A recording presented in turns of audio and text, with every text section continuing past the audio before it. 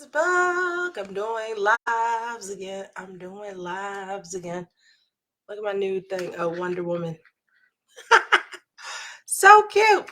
Anyway, I'm excited because I have not done this in a while and I used to do it all the time and had a whole little crew that would meet me or comment or talk with the lives.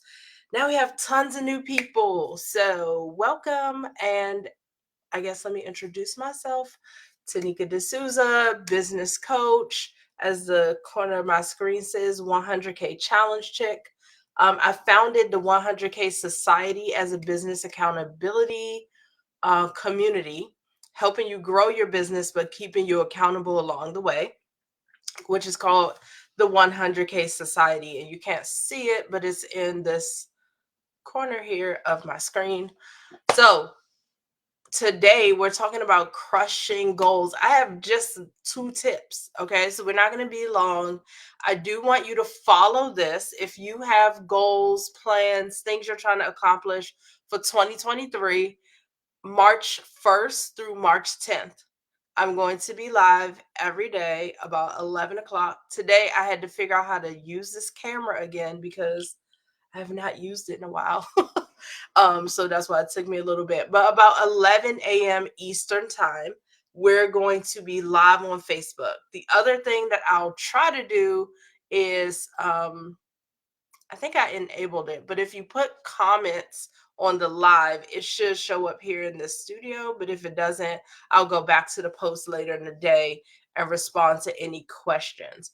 So here's why we're doing this. It's the beginning of March. You made decisions about what you wanted to accomplish this year. You probably started thinking about that in November because whatever happened last year, you were like, all right, look, next year, this is what I'm doing.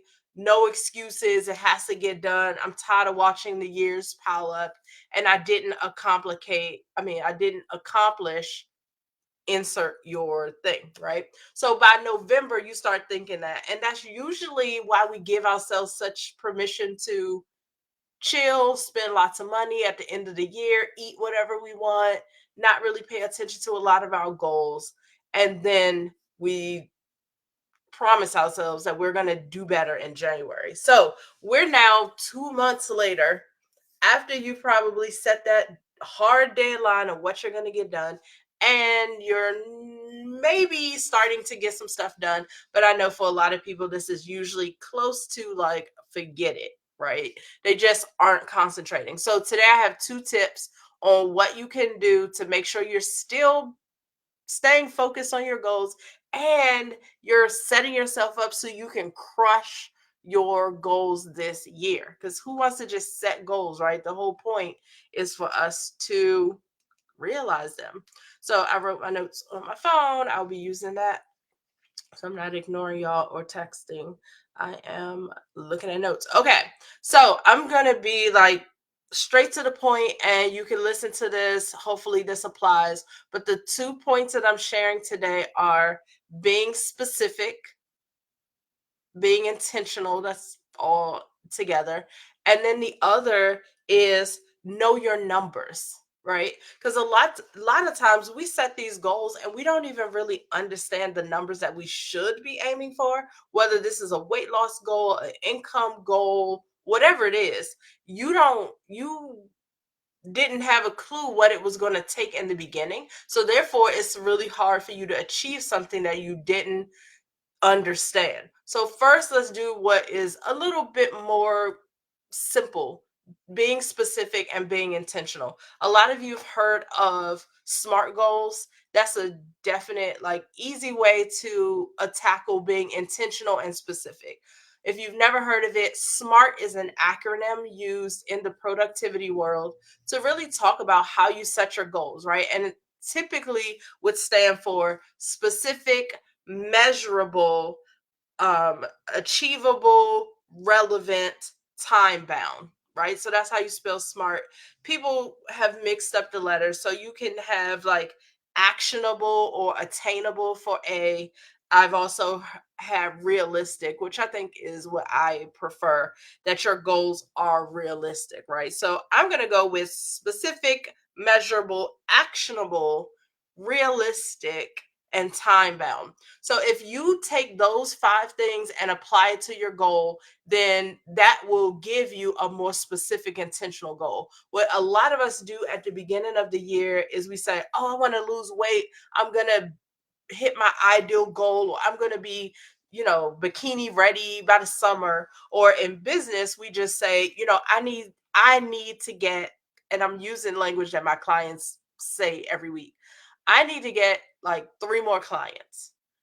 That's wonderful, but what service are they using? What's the income that you're trying to bring in?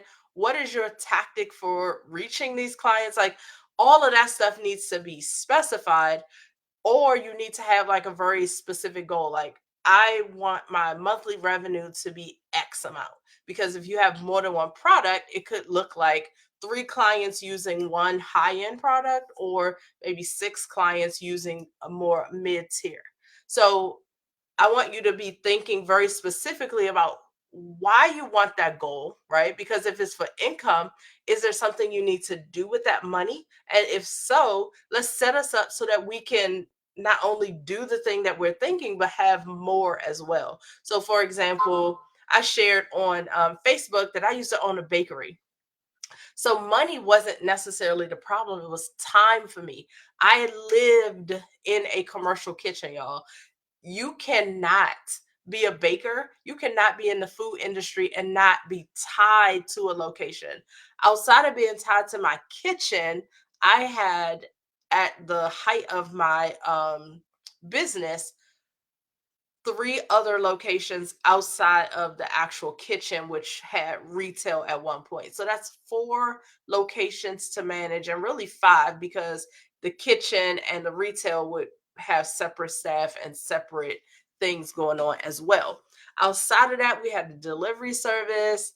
Um, I mean, it was just a lot going on, right? So I wanted my time. Like, over the years, what I missed the most was being present. What I missed the most was attending family functions. So it wasn't that I needed to write a goal down as far as how much money I'm going to make, because I knew it wasn't just about the money. It was about, I want to work with less clients, or I want to do something in a shorter time frame so I had my time back.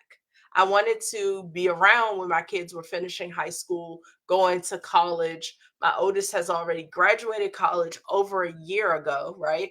So I wanted to be present in those moments. I wanted to see my last child through their high school experience and all the stuff that I missed out on with my oldest daughter. So I want you to be clear that it's not just about the thing you say, right? So for a lot of you, when you say, I want to lose weight, why are you trying to lose weight? Right? What is behind the weight loss? Is it because you're unhealthy? You're not sleeping well? All your numbers are bad? Like, what is it that you're really trying to achieve? Because sometimes you're not going to hit the goal exactly, but if you understand your intention behind the goal, then it does help you to keep pushing forward to that bigger end that you want to achieve. So, being specific, using the SMART goals, that's going to be tip number one: specific and intentional, right? Specific about what the goal is, and intentional about why you want it. Like, why is this important to you? And I'm not going to say just why is it important to you, but why is it important now? Because if you don't know that, if there's no pressing reason why you need to get it done now, that's exactly why people put stuff off year after year after year. I realized that, like, y'all can see my bookshelf right behind me. It's full of literally me writing almost the same exact goals and classes that I designed, and all this stuff that I was hoping to do one day in the future. I kept writing it over and over because I wasn't being specific about when I wanted to get it done. I had no good intention on doing it, because at those times when I was writing, there was nothing pressing. But as my kids got older, and I was like, oh crap, I'm missing stuff. I'm missing a lot of stuff that as a mom, I'm going to regret, right? The kids are going to grow up whether I'm there or not, but I want to be there. I want to be present. I also want to spend more time with my husband. I wanted to travel. Like you can imagine that being in a kitchen every day, you can't get away. Like I did have managers. So if there were times where I needed to take a day off or two, I could, but I couldn't just go to Mexico, go to Germany, be in California for 2 weeks. Like that wasn't an option for me at the time. And I realized that I needed a whole different career path in order to accomplish those things. I had to leave food service. So being smart about your goals, specific, measurable. Is it actionable? Like, can you actually do this? Is it realistic? Right? Some of you say, I want to lose weight and I'm going to lose 100 pounds in 6 months, but you still buy snacks out of the store. You're not going to the gym. Like, that goal is completely not realistic, especially since the average person is going to lose somewhere like 5 pounds a month, and 10 if you're doing good. So you creating these unrealistic, unnatural goals doesn't help you feel more motivated. It makes you feel more overwhelmed because there's not a lot of realistic ways you're going to get that done.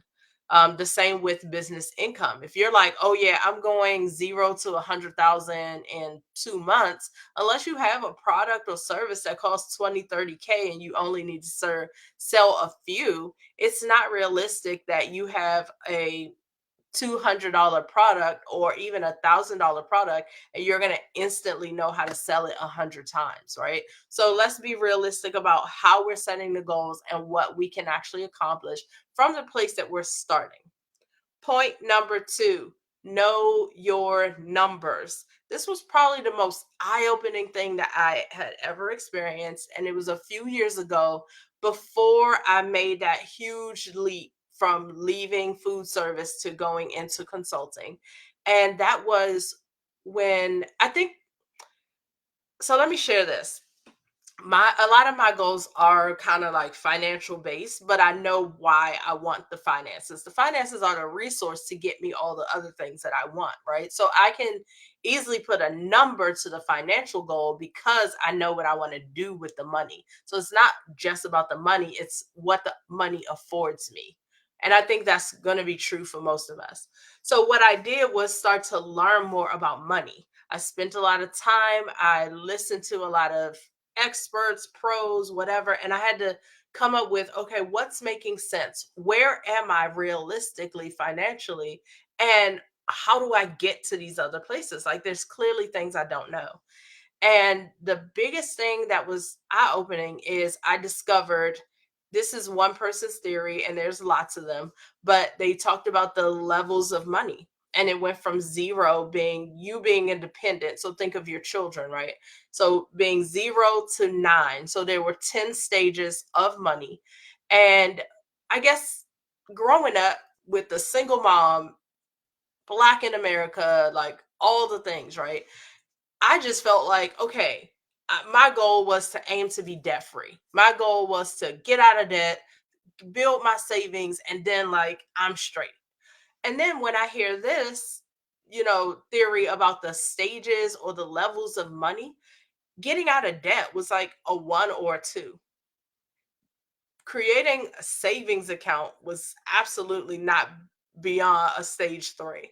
So I realized, crap, if I want to actually be wealthy and I want to use my money in all these ways, like retirement or travel or building, a real estate portfolio, I have to get out of this mentality that my biggest goal was to get out of debt. Like that on this scale was like, of course you're going to get out of debt. Like that's like a no-brainer. Where for me it was like, oh yeah, I'm so close to being out of debt and I only have this and da, da. And I was so focused there that I didn't see the bigger picture of what I needed to build beyond that. And once I actually knew the numbers about the lifestyle that I want to live, knew the numbers about the lifestyle that I was currently living, how those things could change, needed to change, how my savings needed to be different, how my attitude about money needed to be different. I was like, oh wow, I've been kind of approaching this all wrong before. If your goals aren't necessarily financial and maybe health related or maybe spiritually related, right? For your health, go to the doctor. You're here talking about you're going to lose weight, and maybe you don't realize that you're pre-diabetic, or your cholesterol is out of whack, or your hormones, ladies, is out of whack, and it's going to cause you a lot of challenges in trying to lose that weight. So know where you are and then make the plan for where you're going to be next, right? And talk to your doctors about it. Like, stop being afraid to ask the doctor the realistic questions. Okay, if I'm here, where should I be? How should I get there? Stop being, I hear this in the Black community a lot. They're like, oh, BMI doesn't apply to us. It does.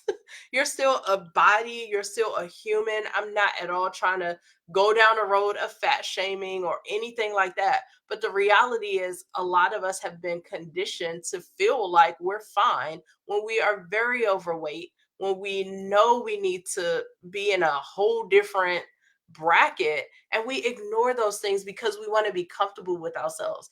I'm not at all telling you to be uncomfortable with yourself. I'm just saying, know the facts about your body and where you're going to realistically put the energy in to change it. Okay. If you're like grossly overweight or obese, and you know really losing 30 pounds is going to be so much or so hard for you, aim for the 30. Like, maybe realistically you need to lose 100, but you can't fathom doing that. Baby step your way, right? So know your numbers, know where you are, get yourself healthy. I talk to a lot of people. For those of you who don't know me, I'm an ordained pastor. I do not currently pastor a church, but I definitely still am very active in ministry. And people say things like, I want to be closer to God, or I want to develop, spiritually, or I want to have a relationship with God. That's great. But what you really should be doing is trying to understand what it means to be a disciple, right? What does the Bible teach us about being a disciple? Because, yes, we can all be saved, we can be Christian, we can pray. But what is it that he really asked us to do? How should we be aligning our life to be a disciple, to be a son or daughter of God? It's not just being a good person. There's literally instruction on what he's called us to do. Most of us have no clue. We call ourselves Christians. We have no idea what discipleship is. And to be honest with you, I was a whole ordained pastor and did that research much later, and was just like jaw on the ground, like, oh my gosh, I've been missing some very basic things. And it changed my spiritual life drastically. So every single year I create lots of goals for myself, but I have one major focus area, because I've learned that if I try to have too many different focuses, I won't get anything done. So, this is our day one talking about our goals for 2023. So, I'm challenging you to just pick the area first that you want to focus on. You probably did that already between November and January. So, you probably have a good idea. But what I want you to do now is narrow it down. Are you focused on your weight loss? Are you focused on your income? Are you focused on a career change? Are you focused on your spiritual growth? Are you focused on your parenting, your marriage? Like, pick an area that's going to be your primary thing. Once you get that rolling, you're completely allowed to add additional goals on during the year. But if you're trying to focus in so many different areas, you won't get things done. So that's the first challenge that I'm giving you guys, to pick the main thing that you're focused on for the year, and then apply the 2 tips that we shared today. Be specific and intentional about what you want to accomplish. You can use the SMART goals technique, which is specific, measurable, actionable, realistic, and time bound goals, right? Apply those 5 things to your goal. And being intentional is saying, outside of like, I want to lose 40 pounds, why? Like, is it because I'm struggling when I travel because I can't walk long distances, or when I eat certain things, it's affecting my body? So I need my body to be in better shape. Do you need to earn more money because you're really trying to buy back your time? Like, what is the real reason? And then the other thing is know your numbers, know where you are right now. Go to the doctor, go to church, join a discipleship class, join a business community, something. But start to understand where you are for real, not just, oh, I want to get out of debt. Well, okay, beyond getting out of debt, what is the financial goal? What are you aiming to? So that's the points for today. Tomorrow we're going to talk about let me pull it up. Tomorrow is preparing to win. So outside of just, okay, here's what I'm picking, how are you preparing yourself to get that done? So that's what I'm diving into. I would love your feedback. If any of this was helpful, if you have other methods that you've used, um, meaning that instead of doing smart goals, you do something else, or there's tactics that you use to be more intentional. I would love for you to share it in the comments. We're all learning and growing here. I want more of you to be bragging at the end of this year about all the things you've accomplished versus this being another year that you have put your goals on the back burner and just pushed it to the next year. So let's get this done. Those were 2 tips for crushing your goals for the year. Thanks for joining me, you guys. I'll be back on Facebook Live tomorrow, and I'm gonna change my studio. I'm using Restream for anybody who wants to get into like streaming online. I love Restream because it allows me a studio experience. I wish I could share what this side looks like, but I have a lot of controls and overlays and all this kind of stuff that I can use, putting my logo up in the corners, all that kind of stuff. And I can stream to multiple locations, which is what I really, really love. So I'll share a little bit about like the tech side and why I'm doing the lives, because there's a lot of benefit, you guys. If you're building your business online, you're using social media, schedule your times that you're going to go live and do it. And I'll share some of the benefit of that as we go through the next 10 days. Y'all have a good one. Bye. Thanks for joining me. Share, like, comment, do all the things. Okay. Don't just watch and say, oh, that was good. Like, write a comment, hit like, something, share. Bye, guys.